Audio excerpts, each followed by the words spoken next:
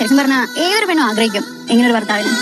அந்த பொண்ணுக்கு நம்ம சித்துவ ரொம்ப பிடிச்சது இல்ல கெட்டிச்சா கூட ഞങ്ങളവിടെ സംസാരിച്ചോണ്ടിരിക്കുമ്പോഴേ വെറുതെ വന്ന് വഴക്കൊന്നും പറയില്ല. ഹലോ കൈസ്, അങ്ങനെ നമ്മുടെ പാറമട വീട്ടിൽ പുതിയ ലച്ചുവോ അതേ പ്രേക്ഷകരെ എല്ലാവരെയും ഞെട്ടിക്കുന്ന ഒരു രംഗങ്ങൾ തന്നെയാട്ടോ ഇന്നത്തെ നമ്മുടെ ഉപ്പും മുളകും പുതിയ പ്രമോല് കാണുവാൻ സാധിക്കുന്നതേ. വേറെ ഒന്നുമല്ല കൂട്ടുകാരെ, നമ്മുടെ സിദ്ധുവിനൊപ്പം പുതിയൊരു കാമുകി. അതെ കൂട്ടുകാരെ, ഫ്രണ്ടൊക്കെയാണെന്ന് പറയുന്നു, പക്ഷെ ഫ്രണ്ടിൽ അപ്പുറമാട്ടോ നമ്മുടെ ബെസ്റ്റി എന്നൊക്കെ പറയില്ല ഇപ്പോഴത്തെ യോയോ ജനറേഷനിൽ. അതേപോലെ ഉണ്ട് കേട്ടോ നമ്മുടെ സിദ്ധുവായിട്ട് ഭയങ്കര കൊഞ്ചിയും കളിച്ചൊക്കെ ഭയങ്കര സംസാരമാണ് പുറത്തു പോയിട്ട്.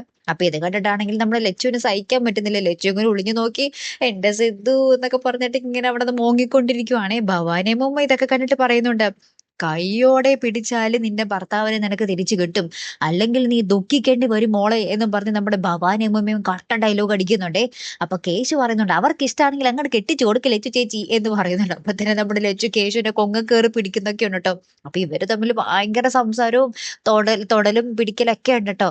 ലാസ്റ്റ് എന്നിട്ട് ഈ പെണ്ണ് നമ്മുടെ സിദ്ധുവിനോട് പറയുന്നുണ്ട്, സിദ്ധുവിനെ പോലത്തെ ഒരു ഭർത്താവിനെ കിട്ടാൻ ഏത് പെണ്ണും കൊതിക്കും എന്നൊക്കെ പറയാണ്. അപ്പൊ സിദ്ധുവിന്റെ മുഖത്ത് ഭയങ്കര നാണേ.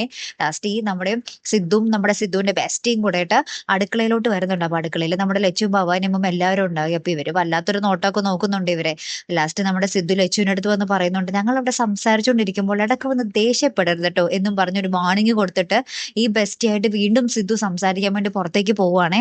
ഇനി എന്ത് കോലാഹലങ്ങളായിരിക്കും അവിടെ സംഭവിക്കാൻ പോകുന്നത്? നമ്മുടെ ലച്ചുവിനെ മാറ്റിമറിക്കാനുള്ള ഉദ്ദേശമാണോ നമ്മുടെ ഉപ്പും മുളകും ടീമിന്റെ? അല്ലെ, കാത്തിരിക്കാട്ടോ. അടുത്തൊരു വീഡിയോയുമായി വരുന്നത് വരയ്ക്കും ഗുഡ് ബൈ.